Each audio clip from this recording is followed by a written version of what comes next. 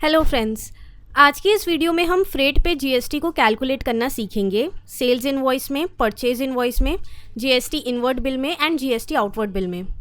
इस वीडियो में हम इन स्टेप्स को इम्प्लीमेंट करके देखेंगे। सबसे पहले आपको फ्रेट की एक आइटम क्रिएट करनी होगी, जिसके लिए आप जाएंगे मास्टर्स में, इन्वेंट्री मास्टर में, देन एंटर करेंगे आइटम मास्टर पर। देन F2 फंक्शन की प्रेस करके एक न्यू आइटम क्रिएट कर लेंगे। आप आइटम कोड में ## स्पेसिफाई करेंगे और प्रोडक्ट नेम में फ्रेट आउटवर्ड स्पेसिफाई करेंगे और बाकी डिटेल्स आप ब्लैंक छोड़ सकते हैं। देन पेज डाउन की प्रेस करके इस आइटम को सेव कर लेंगे। सेव करने के बाद ये विंडो अपीयर होगी।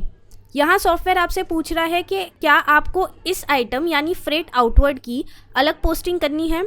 तो एज पर गवर्नमेंट लॉ इसकी सेपरेट पोस्टिंग होनी चाहिए।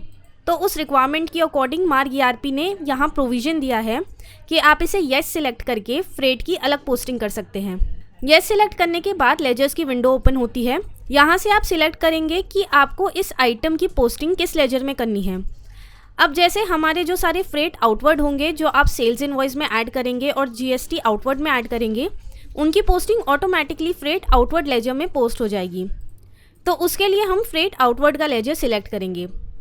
अगर आपके सॉफ्टवेयर में फ्रेट के लेजर्स क्रिएटेड नहीं हैं तो F2 फंक्शन की प्रेस करके आप फ्रेट का ledger expenses direct accounts group के अंडर क्रिएट कर लेंगे।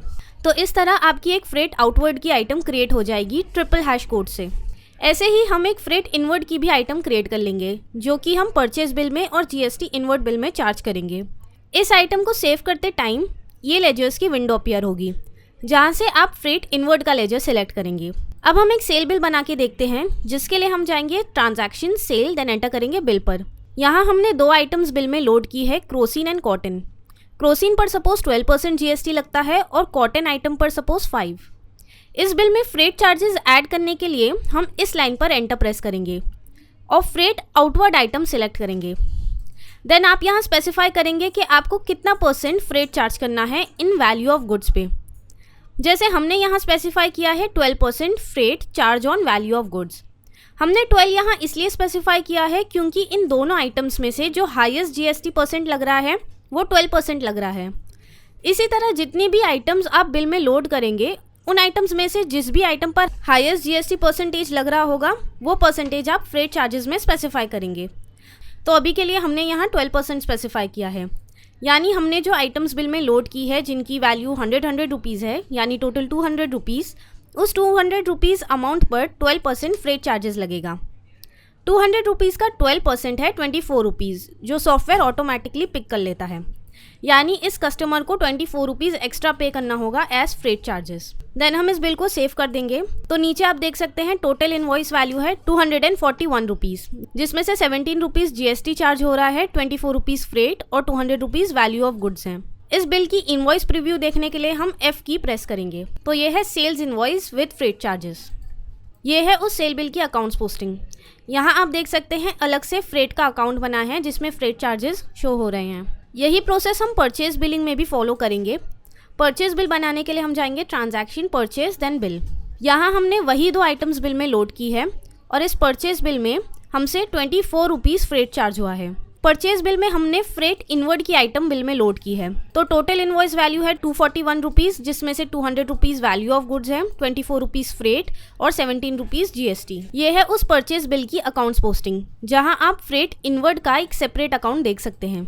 आप मार्क सॉफ्टवेयर में जीएसटी इनवर्ड और आउटवर्ड बिल पे भी फ्रेट चार्जेस ऐड कर सकते हैं। अभी हम एक जीएसटी इनवर्ड का बिल बनाकर देखते हैं, जिसके लिए हम जाएंगे transaction, GST inward, then enter करेंगे इनवर्ड पर। एंटर करते ही आपके सामने लेजर्स की विंडो अपीयर हो जाएगी। यहाँ से आप या तो cash, credit card, general ledger या पार्टी का लेजर सिलेक्ट करेंगे। लेजर सिलेक्ट करने के बाद आपके सामने वापस लेजर्स की विंडो अपीयर होगी। अगर आपके इनवर्ड बिल में फ्रेट इनवर्ड चार्जेस ऐड होंगे तो आप यहाँ फ्रेट इनवर्ड का लेजर सिलेक्ट कर लेंगे। अभी जैसे हम जीएसटी इनवर्ड का बिल बना रहे हैं तो हम फ्रेट इनवर्ड का लेजर सिलेक्ट करेंगे। तो आप इस तरीके का इनवर्ड बिल बनाएंगे। जीएसटी इनवर्ड बिल में हम फ्रेट इनवर्ड आइटम सिलेक्ट करेंगे। इसी तरह आप जीएसटी आउटवर्ड के बिल में भी फ्रेट चार्जेस ऐड कर सकते हैं।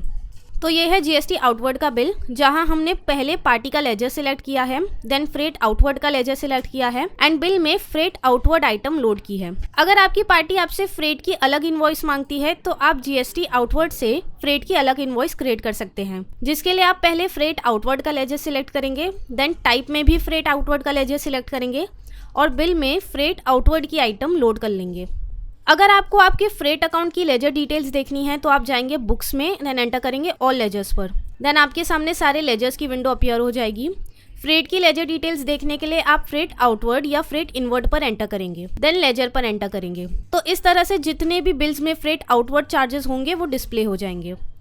तो फ्रेंड्स, इस तरह हमने सीखा मार्क सॉफ्टवेयर में फ्रेट का प्रोसेस। Thanks for watching.